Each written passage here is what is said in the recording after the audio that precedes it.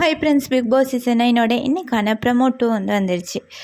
இந்த ப்ரமோவில் என்ன சொல்கிறாங்க, ஆனால் எபிசோடில் என்ன நடக்குது, மாற்றி மாற்றி மாற்றி மாற்றி நடக்குது.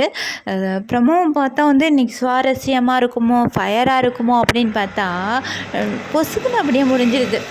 பார்த்தீங்கன்னா, இப்போ ப்ரொமோவில் கடைசியாக லாஸ்ட்டாக எல்லாம் விளாண்டு லாஸ்ட்டாக 2 பேர் மட்டும் இருக்காங்க. லாஸ்ட்டு 3 பேர் இருக்கிற போது சபரியை தூக்கிட்டாங்க எல்லோரும் சேர்ந்து. பார்வதிக்கு சொல்லி வேலை இல்லை, செம்ம சந்தோஷம் தோத்துட்டான் அப்படின்ட்டு. லாஸ்ட்டாக துஷாரும் அப்புறம் கம்ருதீனும் மட்டும்தான் இருக்கிறாங்க. இவங்க 2 பேருக்கு தான் போட்டி. அதில் வின் பண்ணுறவங்களுக்கு நாமினேஷன் ஃப்ரீ பாஸ் கிடைக்க போகுது. கிடைச்சி என்ன புண்ணியம், ஒன்று நீ நல்லா விளாட்றவனாக இருக்கணும், இல்லைன்னா ஏதாவது ஒரு கண்டென்ட் சரி கொடுக்கணும். ஒன்றுமே இல்லை, 2 பேருமே மிக்சர்.